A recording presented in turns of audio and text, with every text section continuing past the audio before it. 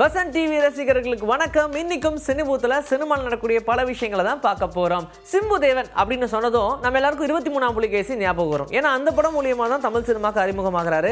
அதுக்கப்புறமா அரையன் 305 கடவுள் அண்ட் இரும்புக்கோட்டை முரட்டு சிங்கம் புலி இந்த மாதிரியான படங்கள்லாம் கொடுத்துட்டு ஒரு பெரிய கேப். ஆனா இதுக்கடையில் என்ன ஓடிட்டு இருந்துச்சுன்னா 23ஆம் புலிகேசி கொடுத்த மாதிரி 24ஆம் புலிகேசி கொடுப்பாங்க, அதாவது அதோடைய செகண்ட் பார்ட்டா வரும் அப்படின்ற மாதிரி பெரிய எக்ஸ்பெக்டேஷன் வச்சிருந்தாங்க. ஏன்னா அந்த படம் அப்போ மாபெரும் வெற்றி.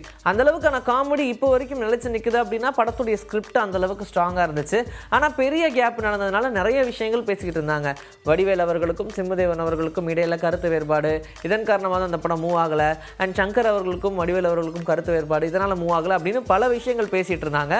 ஆனால் எதையுமே கிளியர் கட்டாக சொல்லவே கிடையாது, அப்படியே அதை இழுத்து மூடிட்டாங்க.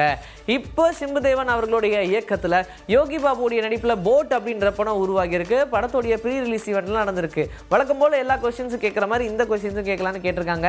அதற்கு நிறைய பேர் ஒரே விஷயத்தை தான் சொன்னாங்க. உங்களுக்கும் வடிவேல் அவர்களுக்கும் ஏதாவது பிரச்சனையா, கருத்து வேறுபாடா, இதன் காரணமாக தான் படம் மூவ் ஆகலை அப்படின்லாம் சொல்லும்போது அவர் சொன்ன பதில் என்னன்னா, ஒரு படத்தை நம்ம எடுக்கணும்னு எவ்வளோ முயற்சி பண்ணுவோம், ஆனால் அது திடீர்னு கைவிட்டு போயிடும்.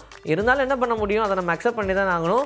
அடுத்ததான் நம்ம ஓட ஆரம்பிச்சிடணும். அதுக்காக அது என்ன காரணம், ஏது, எவ்வாறுன்னு ஆராய வேண்டியதே இல்லை அப்படின்ற மாதிரி சொல்லிட்டாரு. ஸோ இவரும் இப்போ கான்ஃபிடென்ட்டாக சொல்கிற மாதிரி இல்லை. ஆக மொத்தத்தில் இந்த படத்து மேலே அவருக்கு இன்னும் ஆர்வம் இருக்குது, திரும்ப எடுக்கலாம் அப்படின்ற மாதிரி தான் இருக்காரு. ஆனால் அதில் வடிவேல் அவர்கள் இல்லைன்னா படம் ஒர்க் அவுட் ஆகாது.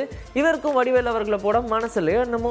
பைரசி அப்படின்ற ஒரு விஷயத்தினால இப்போ வரைக்கும் தமிழ் சினிமா பயங்கரமாக அஃபெக்ட் ஆயிருக்கு. ஏன்னா ஒரு படத்தை ரிலீஸ் பண்ணுறது தியேட்டருக்கு ஆடியன்ஸ் வருவாங்க, அந்த கலெக்ஷன் வச்சு அடுத்த படம் பண்ணணும், படத்தை எவ்வளோ கிராண்டராக பண்ணணும், போட்ட காசு எடுக்கணும் அப்படின்ற ஒரு எண்ணத்தில். ஆனால் அந்த பைரசின்னு இருக்கிறதுனால ஃபஸ்ட்டு ஷோ முடிஞ்ச உடனே இன்டர்நெட்டில் அந்த படம் வந்துடும், உடனே எல்லாரும் டவுன்லோட் பண்ணிடுவாங்க. இந்த மாதிரியான பிரச்சனை நடந்துக்கிட்டே இருக்குது. இதுக்கு முன்னாடி விஷாலும் சரி நிறைய நடிகர்கள் இதுக்கு இனிஷியேட் எடுத்தாங்க. ஆனாலும் யாருன்றதை கண்டுபிடிக்கவே முடியலை. ஒரு சில டைம் இவர் தான் அப்படின்ற மாதிரிலாம் தூக்குனாங்க, பட் அவரே கிடையாது அப்படின்ற மாதிரியும் சொன்னாங்க. இப்படி குழப்பத்தில் இருக்கும்போது இப்போ மறுபடியும் கேரளாவில் ஒருத்தரை அரெஸ்ட் பண்ணியிருக்காங்க அப்படின்னு தெரிய வந்திருக்கு. என்னன்னா, கேரளாவில் எப்பயும் போல டிக்கெட் எடுத்துட்டு படம் பார்க்க போயிருக்காரு. அந்த டைமில் ஒரு வீடியோ எடுத்துகிட்டு வந்திருக்காரு. இந்த விஷயம் சைபருக்கு தெரிய வந்து சைபர் கிரைம்லேருந்து உடனே வந்து அரெஸ்ட் பண்ணியிருக்காங்க. ஸோ அவர் விசாரித்த போது இந்த மாதிரி நிறைய விஷயங்கள் அவர் பண்ணிக்கிட்டு இருக்கிறதாகவும், ஒரு முழு படத்தை அப்படியே அவர் ரெக்கார்ட் பண்ணியிருக்கிறது மொபைல் இருந்ததுனால அவரை கொத்தா தூக்கிட்டாங்க. அதே மாதிரி லம்பாவும் மாட்டிக்கிட்டாரு. இந்த ஒரு பிரச்சனைனால விசாரணை நடத்தும் போது யாரை பற்றியும் அவர் வாயே திறக்கல. இன்னும் தொடர்ச்சியாக விசாரணை நடந்துகிட்டே இருக்கு அப்படின்னு சொல்றாங்க. பிரச்சனைனா தமிழ் சினிமா மட்டும் இல்லை, மலையாள இண்டஸ்ட்ரியாக இருக்கட்டும், இல்லை தெலுங்கு இண்டஸ்ட்ரியாக இருக்கட்டும், இந்த மாதிரி படங்கள்லாம் ரிலீஸ் ஆகும்போது பெரிய லெவலில் எக்ஸ்பெக்டேஷன் வச்சுருப்பாங்க. ஆனால் அதில் இருக்கக்கூடிய பாதி கூட்டத்தை அப்படியே வீட்டிலே வச்சு பார்க்குற வச்சுட்டா தியேட்டருக்கு யாரும் வரமாட்டாங்களேப்பா அப்படின்ற ஒரு விஷயம் தான் எல்லாருக்குள்ளேயும் ஓடிக்கிட்டே இருந்துச்சு. இவங்க வெறும் சின்ன துரும்பு தான் போல, இன்னும் நிறையா இருக்குது, ஒன்று ஒன்றா பிடிப்பாங்களோ என்னமோ தெரியல. இந்த கூலி படத்தில் யாரு தான் வில்லனாக நடிக்க போகிறாங்க சொல்லுங்க அப்படின்னு பார்த்தா ஃபகத் ஃபாசில் கிட்ட பேசணும், ரன்வீர் சிங் கிட்ட பேசணும், யாருமே ஒத்துக்கல. ஃபகத் ஃபாசில் நாங்கள் வேணான்ட்டோம் இந்த மாதிரிலாம் சொல்லிக்கிட்டே இருந்தாங்க. கடைசியாக ஒரே ஆப்ஷன் தான்ப்பா, பேசாமல் நாகார்ஜுனா கிட்ட ஓடிடும் அப்படின்ற மாதிரி நாகார்ஜுனா அவர்கள்கிட்டையும் ஓடினாங்க. ஆனால் அவரும் யோசிச்சுட்டு இல்லை என்னால் பண்ண முடியாது அப்படின்ற மாதிரி சொல்லிட்டாராம். ஏன்னா அவருடைய நடிப்பில் ஹீரோவாக நடித்து நிறைய படங்கள் ரிலீஸ்க்கு நிலுவையில் இருக்கும்போது சடனாக ஒரு நெகட்டிவ் கேரக்டர் பண்ணி எங்கேயாவது பேக் ஃபயர் ஆயிடுச்சுன்னா என்ன பண்ணுறது அப்படின்ற மாதிரி நினச்சாரான்னு தெரில, இல்லை ஸ்கெடியூல் இல்லையான்னு தெரில, நோ அப்படின்னு சொல்லிட்டாரான் இந்த படத்தில் நடிக்கிறதுக்கு. இப்படி எல்லாருமே இந்த படத்தில் நடிக்கிறதுக்கு தெரிஞ்சுக்கிட்டு வர்றாங்கன்னா உள்ள அப்படி என்ன தான் இருக்கும். நானி அப்படின்ற படத்துக்கு அப்புறமா நானின்ற பேர் வச்சே இப்போ வரைக்கும் தமிழ் சினிமாலையும் சரி அண்ட் தெலுங்கு சினிமாலையும் சரி வளம் வந்துட்டு இருக்காரு. மலையாளத்துலேயும் இவருக்குன்னு ஒரு தனி ரசிகர்கள் பட்டாளம் இருக்கு.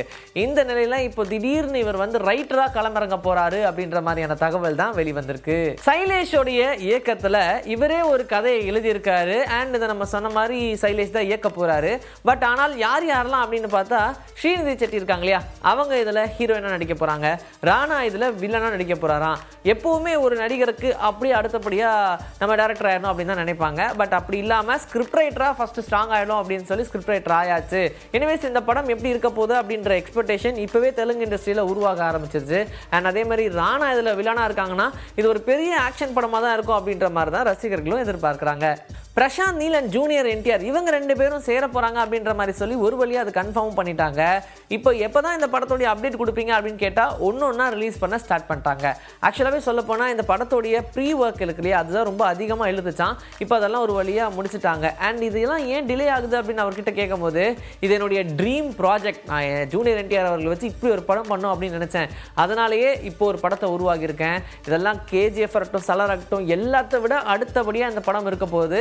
பெரிய பட்ஜெட்லேயும் உருவாக போகுது அப்படின்ற மாதிரியும் சொல்லியிருக்காங்க. இப்படியெல்லாம் சொல்கிறதுனால இந்த படத்துடைய எதிர்பார்ப்பு இன்னுமே அதிகமாக இருக்குது. இன்றைக்கி நம்மளுடைய சினிபூத் நிகழ்ச்சியில் சினிமா பற்றின பல விஷயங்களை பார்த்தாச்சு. இதே மாதிரி அடுத்த எபிசோடில் உங்களை நான் வந்து சந்திக்கிறேன். This is bye from Vijayasri. Take care.